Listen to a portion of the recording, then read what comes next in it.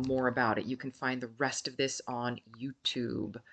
Hello, and thank you for showing up. My name is Nadia Sayapin, and welcome to Chapter 30 of The Rebels. As you've no doubt noticed, I read this out loud for a friend of mine because I can't afford to create an audiobook at this time. So I'm reading it out for her. It's wholly unedited. Any and all mistakes do remain in here because she finds it funny. Let's just not question. Let's not question her taste in humor. It's dubious enough already. Chapter 30.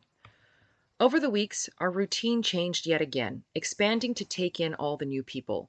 We began putting pins into a map, marking our common routes Steve would take, and then hitting them one at a time. Depressing as it was, seeing all those pins, then taking them out left me feeling content, if not happy. Steve stepped up their patrols, but rarely ventured into the mountains. The few times they did, we let them pass unmolested so as not to draw their attention.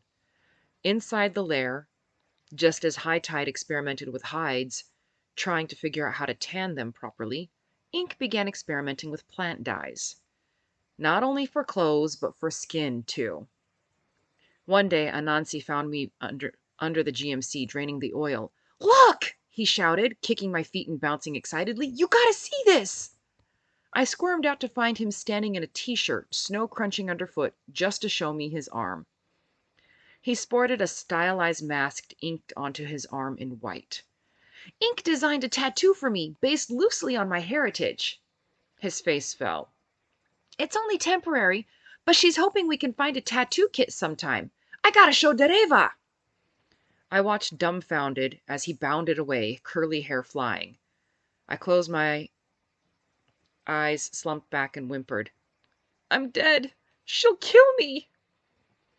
I was still lying there, one arm across my eyes, slowly freezing and thinking this would be a more peaceful way to go than what Keone Blake would inflict, when Seahorse brought the girls back from a run through the forest. She sent them into the lair, and I listened to her crunching lightly through the snow until the sound stopped next to me. I peeked out from under my elbow as she paused, feet apart, hands on her hips, breathing evenly. "What's wrong with you?" "Anansi has a temporary tattoo," I said glumly. "His mother will kill me. Slowly. Painfully." Seahorse burst out laughing. "Look on the bright side. Steve will probably kill you first." She jogged off, still laughing as I cowered on the ground. "Almost time for dinner," she called over her shoulder as she went to continue the reign of terror we called training. When I made it into the common room, I walked in on Eleanor and Lavender talking about another rescuee, Evenstar, about the kids with braces. Lavender was married to the very first man we'd ever met in Salem, a fellow who'd chosen the name Driver. I hadn't gotten to know her or Evenstar very well, but that didn't stop Lavender turning to me in mid-sentence and asking, "Is there any way you can go to Salem and find a dentist or orthodontist? I'm not sure how long those braces can stay on without adjustment before it affects the girls' health." "It's not like we can just waltz in and ask for one," I said, taken aback. "Every time we go in, it's a huge risk for us, and we can't take the time to pick and choose. We have to have a target already in mind and set a plan up. But tell you what," I said on sudden inspiration, "every time we do pull people out, you should interview them and find out what useful skill sets they have, and between you and Amana, give them jobs that make the most of those skills." Lavender thought about it for a moment before nodding. "Fine. Now, if you'll excuse me, I need to find the children." As she left, I looked to Eleanor. "Children? As in plural?" Lavender had had 3 children, but 2 were lost to famine and plague. There was just a little girl left, Beth. "She's taken Moana and Cub under her wing. Cub is about the same age as Beth," Eleanor told me quietly as the triangle rang for dinner and everybody lined up to grab a bite. She'll be okay?" "As good as the rest of us." Eleanor smiled sadly. "She's having sessions with Kestrel.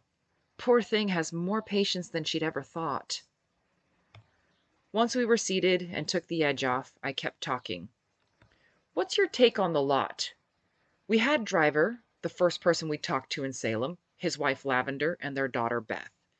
They weren't inclined to be part of the fight, though Driver had joined another, Dry Eyes, in doing wide sweeps of the area and tracking Steve's movements. They'd given us warning twice when patrols rolled past. The only problem with Lavender is she kept butting heads with Amana. The older woman tried to take over the running of the lair, but Amana refused. First polite, then in a heated argument that finished with Lavender storming away shrieking about today's youth. Don't worry, Eleanor told me. I'll speak to her. There shouldn't be any need for your brand of convincing. You make it sound like I beat them up in dark alleys, I said dryly. Lavender had a problem with everything except kids and the dogs. And all things considered, I was happy to leave her to Eleanor and Kestrel. Eleanor laughed and continued the rundown. Dry Eyes himself was a recent widower with 3 kids, all of them younger than 10. Then we had our Tolkien fans, Thrain, his wife Evenstar, and their son Thorin. They do know how it ended for Thrain and Thorin, right? That family decided to join the fight, and we were happy to have them. The final 2 families were just kids, the oldest 12 if she was lucky. Thorin did try flirting with Amana the other day, Eleanor finished. I winced. You want to take him, or shall I? I spoke to him already. He's a decent boy who just needed a bit of help understanding. Though we should keep an eye on him, make sure he doesn't say the wrong thing, and get himself shot, I finished, sighing. Adding guys to the mix makes this all the more complicated, as if it wasn't bad enough. We need to sit down soon and come up with some ground rules, Eleanor pointed out. I know it's just with the car crisis, the meat crisis, the bra crisis, and spring coming on, life's a little busy these days. I scratched my neck and stretched the muscles in my shoulder. We'll need more than you and me, too. Everybody, actually. The winter passed without another major raid into Salem. Both Kitten and River advised against it, as Steve took new security measures after the disappearance of the beloved doctor wife of the leader of the American Liberation Corps. Beloved wife my ass, Doc said when she heard. If they didn't need doctors, he'd probably have broken my neck and called it an accident. Instead, we kept busy hitting patrols, and even found 3 more women, all old enough to join us fighters after training and counseling. Kestrel never came on raids anymore. She had a constant stream of people through her room, though she made sure to join us for training daily. I have to acknowledge that being killing fit makes me feel more secure and helps me deal with the nightmares, she observed when Seahorse pointed out she didn't have to train so rigorously anymore. I had enough parts to keep the vehicles in decent shape. After I repaired the hoses, the GMC should be good for another month. If we had oil, antifreeze, and sufficient spare parts. Every raid we hit stores for car supplies, feminine products, and medicine. In between, small parties went out to scavenge, always accompanied by 2 fighters, but with instructions to avoid Steve if at all possible. Scavenging became a good way for new fighters to get a bit of seasoning and learn to deal with the adrenaline rush of being in dangerous territory. Winter was finished even in the mountains when I lay on a low hilltop with Sirius, watching work crews head into the field below us. The warm spring sun countered the chill wind, leaving me pleasantly drowsy. There would be no rescue attempt today. The one time we tried to save a work crew, half the workers tried to leave while the other half held them back. Workers attacked us and each other to prevent anyone leaving. It turned out Steve had wised up and held the families as hostages. If even one person went missing, all would suffer. Then Fox, on lookout, shouted that troops were approaching, so we buggered off. Ink, Feisty, and Squirrel had joined us for the first time, hoping for a fight. Phoenix nearly had to deck Feisty again before she'd stand down.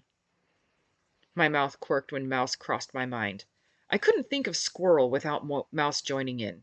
The littlest of the big girls, she was pissed at not being allowed into the field. I told her if she survived to 15, she could come, but in the meantime, she could train. At this rate, she'd be the best trained fighter, She was in the gym every day, taking on people twice her size, her baby face set with grim determination. I sighed, rolling onto my back, enjoying the new spring grass, and stared again at the Cascade Mountains, both our home and our prison. Passes are clearing, I commented. Sirius grunted. After we get those buses, I need you to do something for us. And with as much confidence as I could muster, I laid it out for her. You want me to what? She turned onto her side, glaring at me furiously. You have some fucking harebrained ideas, you know that? What? Can't walk that far? I taunted. Getting old? Oh, fuck you. I can walk to Idaho. I just don't know if I'd want to come back. Asshole. Jerk. How many people can I have? Sirius's ability to go from hell no to okay could make your head spin. 3? Just not Storm or River. Storm could run circles around the rest of the girls through the forest, while the others struggled to remember if they'd been walking uphill or down. Can I have a Nancy? She asked slyly. I laughed. You know the boy can't walk 15 miles. Besides, kids working on stuff all the time. Maybe I should just give you your blankie. You'll be fine with that, right? It gotten to the point that nobody even wanted the white lightweight sleeping bags anymore. Useless without a tent, and even the synthetic ones left you a bit chilled when they got wet. Instead, the lined wool blankets were the hottest item for anybody leaving the lair. On a scavenging run 2 weeks ago, we'd had a particularly cold night, so they doubled and tripled up, a blanket on the ground, one over the top, and 2 to 3 people huddled underneath. Any sleeping bags were added to the piles, but those who had 3 woolen blankets to work with fared better. That had been a particularly fruitful raid, I mused. The scavengers returned with a couple of books, one of which High Tide said had the information she needed to produce good tanned leather. I sighed, contentment stealing through me like warm honey. In the field on the far other side of the hill, Steve cracked the whip, and a faint cry drifted up to us, dispelling the warmth. Sirius winced for the poor bastard. Come on, I said. I sat up. It's too depressing to listen to that. Besides, I need a bath. We'd camped next to a creek, and while the water chilled us to our bones, it wasn't frozen, making it warm by our new standards. You are particularly fragrant today, my cousin agreed, following me. I think you're worse than those guys in Poor Town.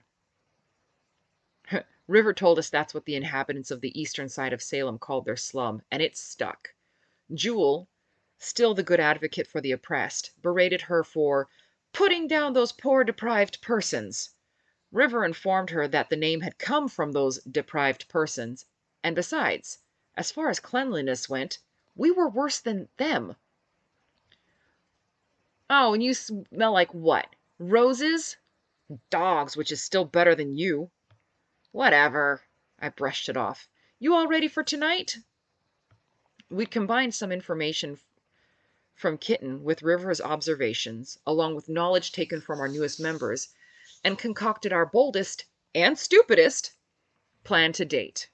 Just last week, we'd stood around the map table in the useless room, solemnly trying to find faults, when Sirius chuckled.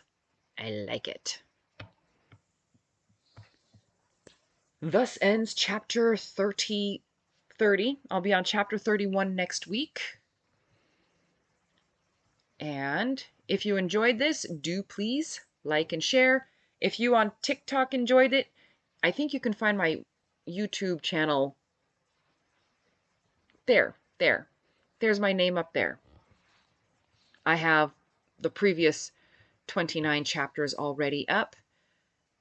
And yeah, on YouTube, if you enjoy this, please like, share, and subscribe. It helps the channel grow and gets the word out.